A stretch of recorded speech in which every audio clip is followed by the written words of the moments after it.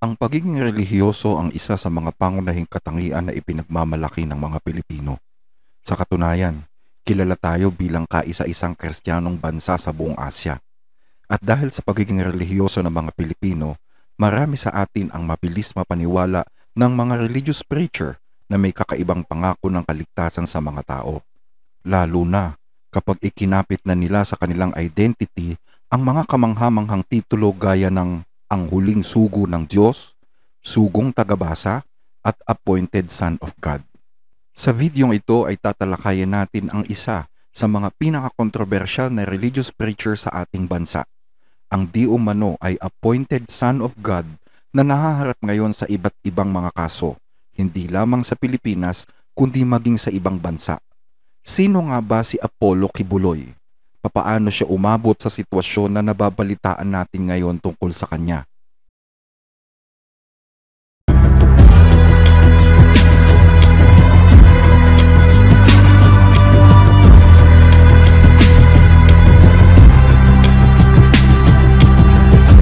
Si Apollo Kibuloy ay ipinanganak noong April 25, 1950 sa paanan mismo ng Mount Apo sa Tamayong, Davao City, sa isang mag-asawang Kapampangan na sina Jose Kibuloy I. Turla at Maria Carion I. Quinto.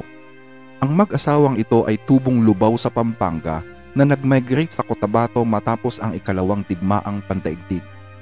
Ayon sa research ng Manila Bulletin, ang pangalang Apollo ay hinango daw ng kanyang ama sa pangalan ng Diyos-Diyosang si Apollo ng Greek mythology. Isang kwento na nagustuhan daw nito noon. Mayroon namang nagsasabi na ang pangalang Apollo ay hinango mismo sa bundok ng Apo. Ayon pa sa mga kwento, ng araw daw na ipanganak si Apollo ay nagkaroon daw ng vision ang kanyang ina kung saan nakita daw nito ang mukha ng Diyos na nakangiti sa kanya. At ang sabi, "Iyan ang aking anak." Mayroon pa nga daw isang malaking agila na dumapo sa isang puno sa labas ng kanilang bahay at nanatili doon hanggang sa siya ay ipanganak. Dodong ang palayaw na itinawag kay Apollo noong kabataan niya. Tata naman ang tawag niya sa kanyang ama at Sika ang tawag niya sa kanyang ina. Ayon sa kwento, sobrang hirap daw ng buhay ng kanyang pamilya noon. Madalas daw ay inuutusan siya ng kanyang ina na mangutang ng bigas at pangulam sa tindahan na pag-aari ng isang inchik. Kapag dumarating daw siya sa tindahang yon, ay madalas daw siyang iniinsulto at sinasabihang, "Nandito na naman ang utangero." Pero hindi siya natitinag. Nakatayo siya doon hanggang sa siya'y pautangin. Meron naman daw isang mabait na inchik na taga roon ang nagpapautang sa kanya.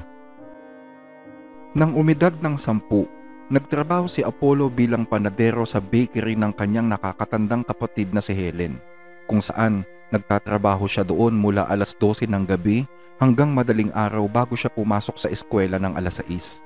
Ayon din sa kwento, naramdaman daw ni Apollo ang unang divine revelation sa buhay niya noong siya ay 14 na taong gulang, kung saan nagkaroon daw siya ng isang vision tungkol sa pagsabog ng isang gasolinahan. At nang sumunod na araw ay napaginipan daw niya ang pagdidilim ng araw at ang pagiging kulay dugo ng buwan. Pero dahil wala pa siyang alam sa Biblia ng mga panahong yon, binaliwala lang ito ni Apollo. Lumaki si Apollo ng walang masyadong kaibigan dahil daw sa dami ng kailangan niyang unahin sa buhay. Ang kanyang amang si Jose ay miyembro ng Christian and Missionary Alliance, ngunit kalaunan ay sumanib daw ito sa Oneness Pentecostal kasama ng kanyang 4 na anak. Matapos graduate ng high school, nag-aral si Apollo ng theology sa United Pentecostal Bible Institute sa Maynila, kung saan natuto siyang mangaral. Libre daw ang tuition at ganun din ang matitirhan, kaya naman nagdesisyon siya na tanggapin ang oportunidad na ito. Doon sa Bible school na yon, naintindihan daw ni Apollo ang kahulugan ng mga panaginip na napapaginipan niya noon tungkol sa katapusan ng mundo. Gusto sana niyang maging nautical engineer at piloto balang araw. Pero sabi niya sa sarili, 3 taon lang naman siya mag-aaral sa Bible school, kaya pwede munang ipagpaliban ang kanyang mga pangarap. Taong 1973 nang matapos siya sa Bible College na yon at naging mahusay siyang preacher ng kanilang denominasyon. Tinawag pa nga daw siyang preaching machine dahil nagagawa niyang mangaral 7 beses sa isang araw. Kahit nga daw madaling araw ay nangangaral siya kung kinakailangan. Taong 1972 nang ipadala siya ng kanilang denominasyon sa South Korea upang dumalo sa isang conference ng mga Amerikano at Canadian preachers, ang International Youth Corps World Conference. Siya lang daw ang kaisa-isang Pinoy sa komperensyang yon, at sa huling araw ng pagpupulong na yon, doon daw niya narinig ang boses ng Ama. Habang nananalangin daw noon ang lahat ng mga attendees, nadidinig naman daw ni Apollo ang boses ng Diyos na nakikipag-usap sa kanya, at narinig daw na sinabi nito sa kanya, "Gamiton taka," na ang ibig sabihin ay gagamitin kita. Sinabi ni Apollo sa kanyang mga superiors ang narinig niya, pero hindi siya pinaniwalaan ng mga ito. Sa halip ay pinayuhan siyang magpatingin sa doktor. Nang bumalik siya sa Pilipinas mula sa Seoul, muli na naman daw niyang narinig ang boses ng Ama, kung saan 3 beses daw nitong inulit-ulit ang mga katagang "gamiton taka." Pero hindi daw niya sigurado kung iyon nga talaga ang boses ng Ama, kaya't nagpatuloy siya sa kanyang pangangaral sa ministry ng kanyang relihiyon. Naging paborito daw si Apollo sa kanilang kinaaanibang relihiyon. Sa katunayan ay parang prinsipe nga daw ang turing sa kanya. Nagkaroon din siya ng isang Amerikanong kasintahan na kalaunan ay pakakasalan niya. Naging UPCP's National Youth President din siya noong 1974. Pero hindi naging dahilan ito upang makaiwas siya sa mga pamumulitika sa loob ng kanilang relihiyon. Hindi siya nakaiwas sa mga issue na ang layunin ay sirain daw ang kanyang reputasyon. Isang araw, mayroon daw isang lalaki ang lumapit sa kanya at sinabing dapat siyang makipagkita sa kanya sa hotel kung saan ito naka-check-in. Sasabihin daw doon ng lalaki kung anong ipinapasabi ng Diyos sa kanya. Kinagabihan ay nagtungo daw siya sa hotel kung saan naka-check-in ang lalaki. Pero sa halip daw na makipag-usap ito sa kanya ay natulog lang daw sila. Sa kanyang pagtulog doon, napanaginipan daw ni Apollo ang isang kamay na mula sa langit. May hawak itong kaldero at ang sabi daw nito sa kanya, "Strive to reign for unity." Mayroon din daw mga salita na nakasulat sa loob ng kaldero at ang sabi daw ng tinig, "Ang mga salitang ito ay sa iyo lamang, huwag mong ipagsasabi." Kaya naman hanggang ngayon, hindi daw ipinagsasabi ni Apollo kung ano ang kanyang nabasa sa kalderong yon. Matapos ang mga pangyayari ng gabing yon, dinala daw si Apollo ng nasabing lalaki sa baryo ng Kitbog, isang baryo na malapit sa bundok ng Malalag, Cogon, South Cotabato. Iniwan niya ang lahat ng gawain niya sa Davao City na naging dahilan upang magalit sa kanya ang kanyang kuya na noon ay Assistant General Superintendent ng kanilang denominasyon. Sa Kitbog ay naging madalas daw ang pakipag-usap sa kanya ng Ama. Ang sabi daw nito sa kanya, "Huwag kang matakot, ako ito. Hinahanap mo ko kaya nandito ako ngayon, tinatawag kita." Sa pagdaan pa ng mga araw ay napaniwala si Apollo na boses nga ng Ama ang nakikipag-usap sa kanya. "Nasa iyong kamay ito ngayon. Magdesisyon ka kung susunod ka sa akin o babalik ka pa sa iyong denominasyon. Gamitin mo ang kalayaan mong pumili." Ito daw ang bilin ng tinig sa kanya. At nagdesisyon nga si Apollo na sundin ang hinihiling ng inaakala niyang tinig ng Ama.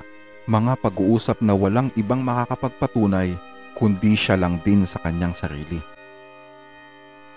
Isang araw, habang nangangaral daw sa isang maliit na chapel na pag-aari ng United Pentecostal Church, muli daw nagkaroon si Apollo ng pangitain kung saan nakita niya na napuno ng presensya ng mga anghel ang loob ng chapel.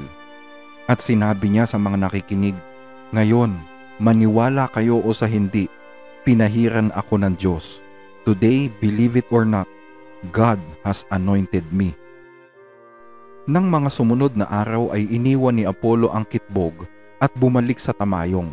Doon ay nagdanas daw siya ng matinding pag-uusig sa kanyang mga kasamahan sa denominasyon. Naging pinakamatinding kalaban pa nga daw niya ang kanyang kuya.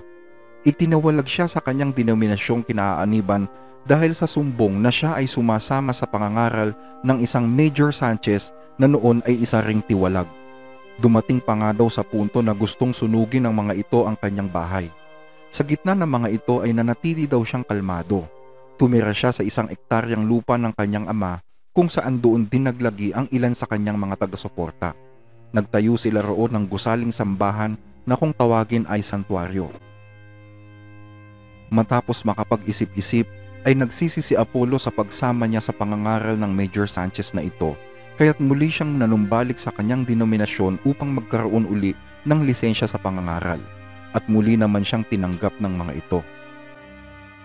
Sa kanyang pagbalik sa UPC, hindi pa rin natapos ang mga isyong kinasasangkutan ni Apollo. May mga sumbong na naging mayabang daw siya at tinatawag pang mga ignorante ang kanyang mga kapwa-ministro. Hindi daw kwalipikadong maging pastor ang mga ito ayon kay Kibuloy. Dahil dito ay unti-unting humina ang kanyang popularidad sa UPC at muli siyang nasalang sa investigasyon ng kanilang pamunuan noong 1985. Sa taong ding ito, narinig daw ni Apollo ang boses muli ng Ama at sinabi nito sa kanya ang mga salitang, "Ngayon, ikaw ang aking anak." September 1, 1985, kasama ng 15 tao na naniniwala sa kanya, tuluyang iniwan ni Kibuloy ang kanyang denominasyon upang itatag ang Kingdom of Jesus Christ, the name above every name. Inumpisahan niya ang kanyang pangangaral sa bayan ng Agdao, Davao City. Maliban kay Apollo, kalaunan ay humiwalay din daw sa kanilang denominasyon ang nakakatanda niyang kapatid na si Jose upang magtayo naman ng independyenteng samahan sa Maynila. Ayon sa website ng Kingdom of Jesus Christ, makalipas daw ang 6 na taon mula nang siya ay mag-umpisa sa kanyang ministry sa UPC, kasama ang 1 taon ng kanyang pananatili sa Kitbog. Sa wakas daw ay graduate si Apollo sa tinatawag niyang University of the Spirit, kung saan sinubok daw ng Diyos ang kanyang katatagan sa loob ng 6 na taon. With flying colors pa nga daw ang kanyang pagtatapos. Nakita din daw niya sa pangitain ang mga demonyong talunan na sumasaludo sa kanya. Wala dito. Tatay ninyo si Lucifer, tinalo ko dito. Nung una ay hirap ang grupo ni Kibuloy. Sinasabing wala daw silang suportang pinansyal na nakukuha mula sa mga organisasyon o mga taong hindi nila kasapi. Kadalasan daw ay nangunguha lang sila ng mga gulay at mga isda na hindi nabenta sa Agdao Public Market, at iyon ang ibinebenta nila upang tustusan ang kanilang pangangailangan. Isa sa mga source ng kanilang pinansyal ay ang pagbebenta ng puto sa iba't ibang lugar. Sa katunayan, nagkaroon din daw sila ng kasapi na may kaugnayan sa dating presidente ng Indonesia, at pati daw ito ay nagtinda rin ng puto ng walang hiya-hiya. June 29, 2018, nagsimulang ituro ni Apollo Kibuloy ang kahalagahan ng pagbibigay ng ikapo. Isa daw ito sa mga bagong revelasyon na sinabi sa kanya ng kanyang ama. Sa katagalan ay unti-unting lumaki ang grupong itinayo ni Apollo Kibuloy. Noong 1991 ay nagsimula siya ng kanyang sariling religious program sa IBC-13 kung saan nakakapagsalita siya ng 6 na dialekto: Tagalog, Cebuano, Kapampangan, Hiligaynon at Ingles. Noong 2003, nagkaroon ng sariling network ang grupo ni Kibuloy, ang ACQ Kingdom Broadcasting Network. Meron din silang sariling television channel, ang Sunshine TV 43 Davao. Paglipas pa ng ilang taon, ang ACQ Kingdom Broadcasting Network ay tinawag na Sunshine Media Network International or SMNI. Meron din itong sariling pahayagan, ang Pinas Global, na ang target ay mga OFW sa US, Canada, London, Hong Kong at sa Middle East. Sa ngayon ay sinasabing umaabot na sa 6 na milyon ang miyembro ng Kingdom of Jesus Christ sa buong mundo. 3 milyon dito ay partial members lamang. Kung totoo man ang bilang na ito, lumalabas na isa ang grupo ni Kibuloy sa pinakamalalaking grupong Pentekostal sa buong mundo. Hindi naniniwala ang grupong ito sa Trinitarian doctrine at nagbabautismo sila sa pangalan lamang ni Jesus. Hindi katulad ng ginagawa ng ibang grupo na binabautismohan ang kanilang mga kaanib sa pangalan ng Ama, Anak at Espiritu Santo. Itinuturo din niya sa mga tao na siya ang appointed Son of God sa Gentile setting. At higit pa rito ay inangkin niya rin ang lahat ng mga salita ng Panginoong Hesus sa Bagong Tipan. Bakit ko kayo didibatiin? Ako na nga yung katotohanan. Ako ang daan at ang buhay. Amen. Pag di kayo dumaan sa akin, hindi kayo pupunta sa langit. Pero nang tanungin siya ng isang investigative journalist kung kaya niyang gumawa ng milagro, ang sabi daw ni Apollo Kibuloy, wala nang ibang pinakadakilang milagro kundi ang pagbabagong buhay. Ayon pa kay Kibuloy, sa petsang June 18, 2018, Siya na ang magme-may-ari ng buong mundo. I am now the owner of the earth. At syempre, paniwalang-paniwala dito ang kanyang mga miyembro. Taong 2019, ipinamalita ni Apollo Kibuloy na siya ang dahilan kung bakit huminto ang Intensity 6 na lindol sa Cotabato. Noong lumindol ng 6.6, nandun ako kapon, nandun ako sa kwarto ko. Sabi ko, lindol, stop! Umi-stop.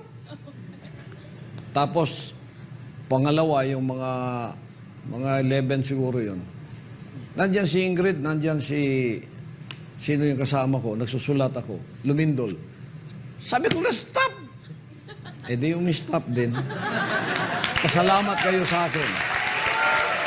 Isang pahayag na umani ng samot-saring reaksyon mula sa mga nakarinig nito. Yung nagpainto ng lindol. Nang taong ding yun ay naganap naman ang bagyong Tisoy. Kinwestiyon siya ng mga tao kung bakit hindi niya pinahinto ang bagyo kung pinahinto niya ang lindol.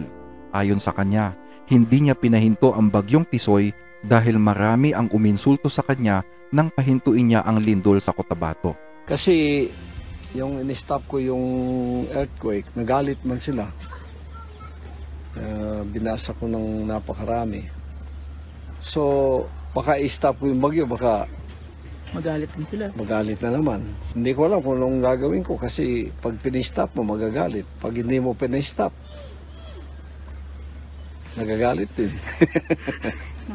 Sa panahon naman ng COVID, sinabi niya na ang pagdating ng Omicron variant ay parusa dahil sa pag-uusig na ginagawa ng mga tao sa kanya. You think Omicron is the worst? Try again. Don't stop persecuting and prosecuting and maligning the name of the appointed Son. And you will see much worse than the Omicron variant of this virus.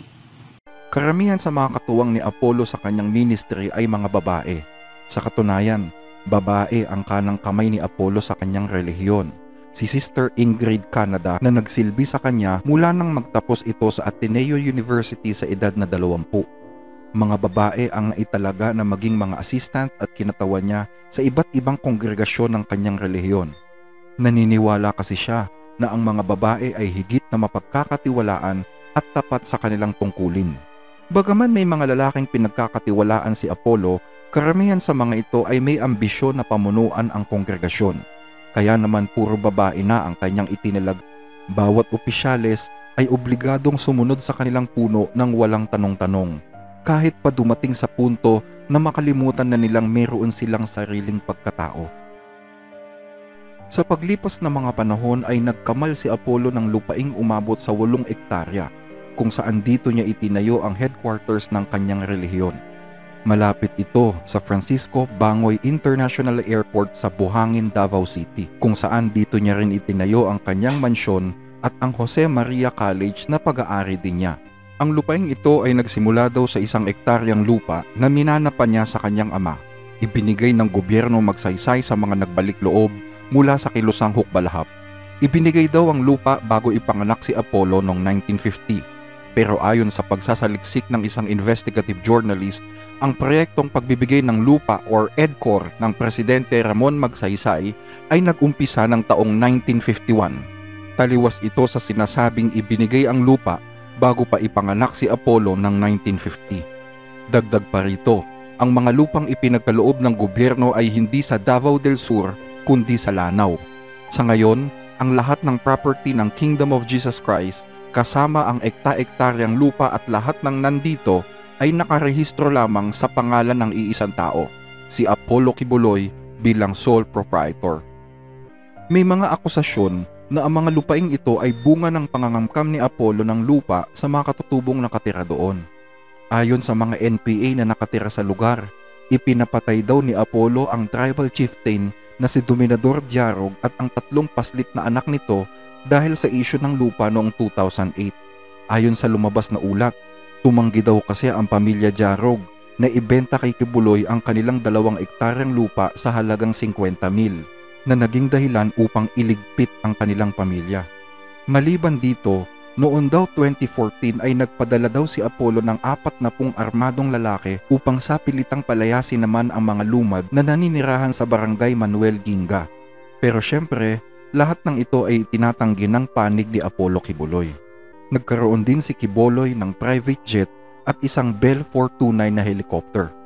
Ayon sa website ng evojets.com, ang private jet na pag-aari ni Quiboloy ay nagkakahalaga ng $7,740,000 at ang Bell 429 na helicopter ay nagkakahalaga naman ng $9,460,000. Kaya tanong tuloy ng mga tao, saan kinuha ni Quiboloy ang pinambili niya ng mga property ito? Isa pa sa mga naipundar ng ministry ni Quiboloy ay ang sarili nitong construction company, ang ACQ Solomonic Builders Development Corporation. Noong January 5, 2018, dito inaward ng gobyerno ang proyektong kalsada na gagawin sa pagitan ng bayan ng Napnapan hanggang Binogsayan. Nagkakahalaga ang proyektong ito ng 15,203,000 pesos. Marami pang mga proyekto ng gobyerno ang ibinigay sa construction company na pag-aari ni Quiboloy. Mga proyektong nagkakahalaga ng milyon-milyong piso. Naging malapit na magkaibigan si Quiboloy at ang dating Pangulong Rodrigo Duterte na kapareho niyang mamamayan din sa Davao City. May ulat pa nga daw na noong 1997 hanggang 1998, niregaluhan daw ni Quiboloy ang dating Pangulo ng 3 property sa Woodridge Park, Maa, Davao City. Ayon sa dating Pangulo ay hindi niya daw tinanggap ang mga property ito. Pero maliban dito ay binigyan din daw siya ng lote sa Royal Pines sa Matina, Davao City. Dagdag pa dito ang iniregalong Nissan Safari at Ford Expedition. Samantala, nagsagawa naman ng sariling investigasyon ang Rappler tungkol sa mga assets ni Quiboloy sa Amerika kung saan din di umano natuklasan na siya ay mayroon palang 3 mga properties na nagkakahalaga ng $6.10 million. Katumbas yan ng 338 million pesos. 2 sa mga properting ito daw ay nasa Canada at isa naman ang nasa Los Angeles, California. Labas pa raw dito ang mansyon sa Hawaii na ibinenta noong 2018 sa halagang $1.76 million o katumbas ng 97.71 million pesos. Isa pang establishment na may pangalang David's Cafe ang natuklasan din ng Rappler na nakarehistro sa 2 individual na konektado rin kay Quiboloy. Noong 2009, isang reklamo ang inihain ng isang ina mula sa Baguio City na di umano ay nawalan daw siya ng anak na babae mula nang pumasok ito sa ministry ni Quiboloy. 19 years old lang daw noon ang kanyang anak mula nang pumasok sa grupo ni Quiboloy noong 2004 at mula noon ay hindi na daw ito nagbalik sa kanilang pamilya. Ayon pa sa ilang mga sumbong, maliban sa batang ito na nagngangalang Arlene, marami pang ibang mga kabataan ang na-brainwash ni Quiboloy at piniling huwag nang bumalik sa kanilang pamilya. Tumira sila sa compound na pag-aari ni Quiboloy sa Davao City. Marami sa mga miyembrong katulad ng mga kabataang ito ay pinipuwersa di umano na magbenta ng puto at ng iba pang mga produktong pag-aari ng relihiyon ni Quiboloy sa mga bahay-bahay. Ginagawa daw ito tuwing sasapit na ang annual month of sacrifice na nagsisimula sa buwan ng Nobyembre hanggang Enero. Ito ang kauna-unahang human trafficking na naisumbong tungkol sa appointed son of God. Ayon pa sa isang dating miyembro ng grupo, nire-require din ang bawat isa na magbigay ng tithe na umaabot sa 70,000 pesos buwan-buwan. Pero hindi lang ito ang naging kaso ng leader ng Kingdom of Jesus Christ, dahil noong 2021 nagkaroon din siya ng kaso sa ibang bansa. Mga kasong isinampa ng prosecutor ng Central District of California tungkol di umano sa mga kasong tulad ng human and sex trafficking, money laundering, immigration fraud, marriage fraud at soliciting donation for bogus charity. Kasama ni Quiboloy sa mga kasong ito ang siyampang personalidad na nagdadala di umano ng mga tao sa Amerika para sa labor trafficking. Pinipilit silang magtrabaho at ang mga kababaihan na may edad na 12 hanggang 25 ay pinipilit ding makipagtalik sa pastor sa pananakot na kapag hindi nila ito ginawa, mapupunta sila sa impyerno. Ayon sa mga leader ng Kingdom of Jesus Christ, ang pakikipagtalik daw ng mga kababaihan kay Pastor Quiboloy ay isang pribilehiyo at kalooban din ng Diyos. Ayon pa sa prosecutor's office na nagsampa ng mga kasong ito, kapag pumayag daw ang mga biktima sa kahilingan ng mga lider nila, binibigyan sila ng pabuya gaya ng trip to Disneyland, libreng sakay sa private jet ni Pastor Kibuloy, paggamit ng cellphone at pera. Ang tawag daw dito ay night duty. Umiral umano ang ganitong gawain mula taong 2002 hanggang 2020. Pero pinabulaanan ito ng grupo ni Kibuloy at sinabing handa silang humarap sa korte para patunayan na wala silang kasalanan. Ayon sa abogado ni Kibuloy, lahat ng ito ay fabricated lamang ng isang Nepalese na dating tauhan sa ministry, si Shihir Bandari. Si Bandari ay napangasawa ng isang mataas na opisyal sa Kingdom of Jesus Christ. Naging piloto at operations manager din siya ng Apollo Air na pag-aari ni Pastor Kibuloy. Sinasabing gumaganti lamang ang Nepalese na ito upang i-divert ang usapan mula sa korupsyong ginagawa nila sa airline company ng pastor. Mabilis daw na tumakbo si Bandari kasama ng kanyang pamilya sa Amerika bago pa man ma-audit ang kanilang kumpanya. Pagdating sa Amerika ay nakipagsabwatan daw si Bandari sa FBI upang isangkot sa kontrobersya ang pangalan ni Kibuloy. Matatandaan na ang Nepalese na ito ay isa rin sa mga inimbestigahan ng FBI hinggil naman sa mga dolyares ni Kibuloy na nakumpiska sa Hawaii, mga foreign currency na nagkakahalaga ng $350,000 US. She's charged with trying to smuggle more than $300,000 in cash from the US to the Philippines on the private jet of the church's founder, Apollo Kibuloy. Ang perang kinikita daw ng relihiyon sa Amerika ay dinadala naman daw sa charity na kung tawagin ay Children's Joy Foundation or CJP, isang foundation na pag-aari ni Kibuloy na napatunayang bogus. Sinasabi nila na ang donasyon ay napupunta daw sa mga naghihikahos na kabataan sa Pilipinas, pero ayon sa investigasyon ay napupunta lang daw ang pera sa mga operasyon ng denominasyon at sa malayo na pamumuhay ng kanilang lider, habang ang mga kaawa-awang miyembro naman ay pinagtatrabaho ng sapilitan at hindi pinapasahod ng sapat o kadalasan ay wala pa. Kung hindi daw nila maabot ang kota, sinisigawan at pinaparusahan daw ang mga kawawang manggagawang ito at ikinukulong sa compound ng KOJC at sapilitang pinag-aayuno. 3 sa 10 wanted ng FBI ang naaresto na sa Immigration Office ng Amerika. Pero bago nito, naglabas na rin ng wanted notice ang FBI laban sa pastor kung saan siya at 2 pang individual ang inihanay sa FBI's most wanted personalities. December 10, 2022, naglabas naman ng utos ang US Department of Treasury na i-freeze ang lahat ng mga assets ni Kibuloy sa Amerika. Hindi lamang mga babaeng miyembro ang nakaranas ng kahalayan habang sila ay nagsisilbi sa relihiyon ni Kibuloy. Humarap sa Senado ng Pilipinas ang isang alias Rene at sinabing siya man din ay nakaranas din ng pang-aabusong sexual sa kamay mismo ng ilang mga department heads ng Kingdom of Jesus Christ. Isinumbong niya daw ito sa kanilang pastor, pero tila nagbingi-bingihan lamang ito. Pinagtrabaho din daw siya sa SMNI bilang researcher ng hindi pinapasahod. Kung bigyan man daw sila ng pera, ito'y nasa 200 hanggang 300 pesos lang kada linggo. Inuutusan din daw siyang mamalimos sa lansangan sa kotang 3,000 pesos bilang dagdag suporta sa gawain. Dumating din daw sa punto na nabigyan siya ng kotang 1.5 million pesos sa loob lamang ng 4 na buwan. Isa pang worker na nagngangalang Renita Fernandez ang nagsasabi na sa Singapore, obligado daw sila na punuin ng 3 lata na ibinibigay para sa kanilang pamamalimos.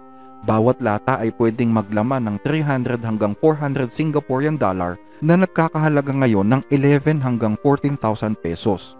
Pinakamalaking pera daw na nai-remit ay nagkakahalaga ng 5,000 Singaporean dollars or 184,501 pesos sa loob lamang ng 1 linggo. Maliban sa pamamalimos, nangungulekta din daw sila ng love offering na mas malaki pa kaysa sa ikapo. Maliban dito ay mayroon ding abuloy na may kota para naman sa birthday ng pastor tuwing April 25 at abuloy para sa Month of Blessing or Month of Sacrifice kung saan nagsasagawa ng fundraising mula sa buwan ng Setyembre hanggang Pasko. Mayroon ding offering para sa Ministry of the Poor, sa Television Ministry, sa KOJC Publication, sa concert, sa Emergency Fund at sa wave offering na kinukolekta naman pagkatapos ng sermon. Sa Singapore, ang kota sa Month of Blessing ay umaabot sa 12,000 Singaporean dollar o 442,000 pesos.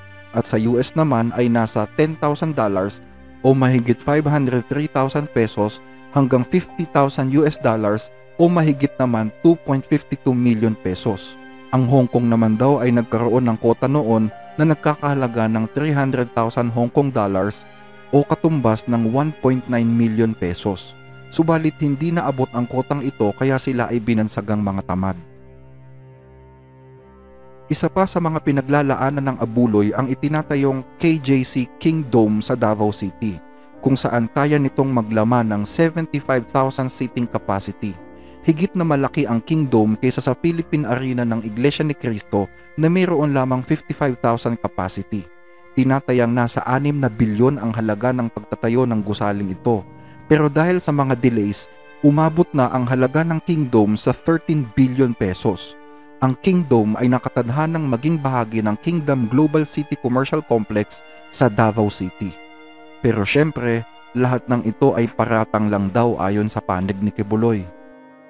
Nauna nang isinampa ni Senadora Risa Hontiveros ang Senate Resolution 884 noong December 11, 2023 upang lalo pang busisiin ang mga reklamong kinasasangkutan ni Kibuloy dito sa Pilipinas gaya ng human trafficking, rape, sexual abuse and violence at child abuse. Isang alias Amanda ang humarap din sa Senado upang sabihin na nakaranas siya ng pang-aabuso sa kamay ni Kibuloy di umano. Pinasimulan siyang galawin ng pastor sa edad na 17 habang ang kanyang kapatid ay inuutusan upang mamalimos sa lansangan.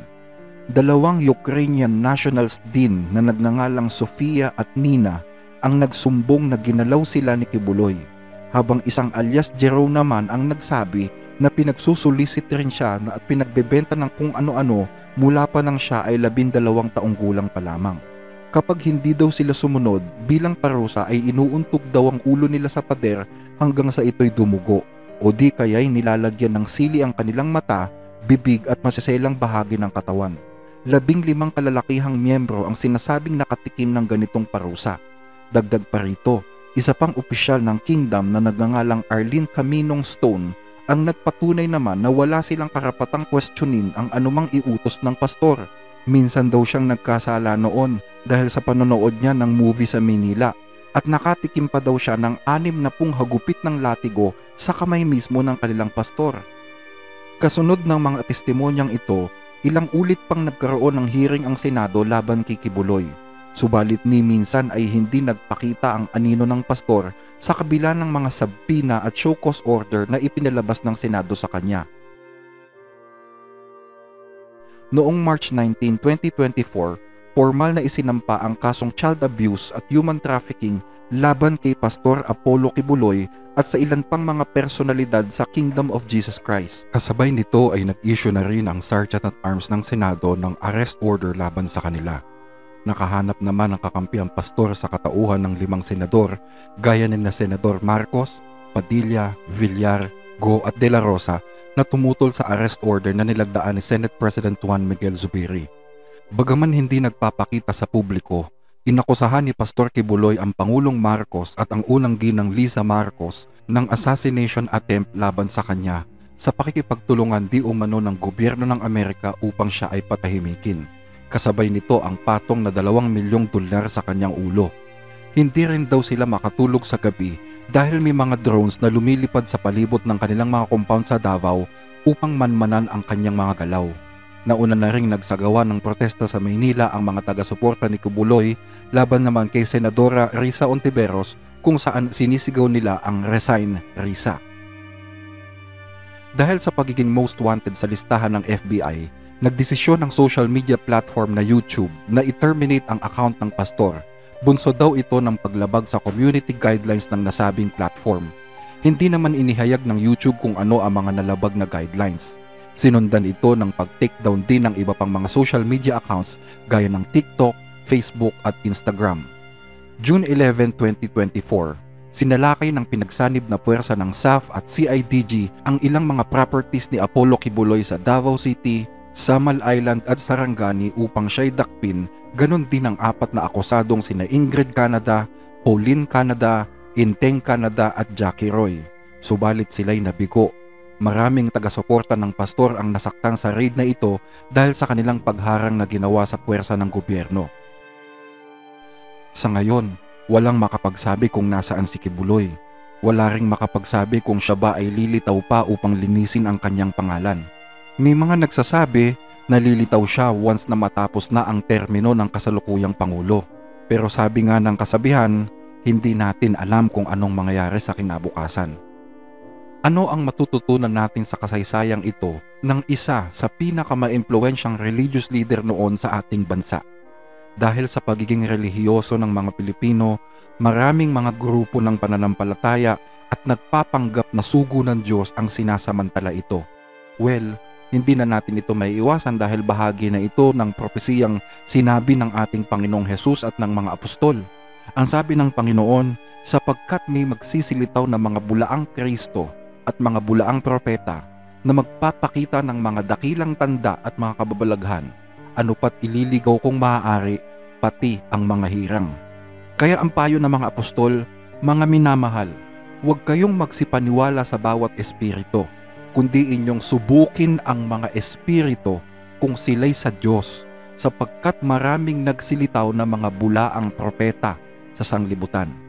Pero kung hindi tayo magsusuri sa salita ng Diyos na nasa Biblia at tayo'y magpapadala lang sa emosyon at sa mga nakikita ng ating mga mata gaya ng ipinapakitang kabaitan, ng maamong mukha, ng matatamis na salita at mga himala, nang hindi man lang natin sinusuri kung ang aral ay kasuwato pa ba ng mga salita ng Diyos, hindi kailanman tayo makakaligtas sa mga ganitong klase ng religious leaders sa ating panahon. Hanggang dito po ang ating pagtalakay at nawa po ay pagpalain kayo ng Diyos, mga kababayan.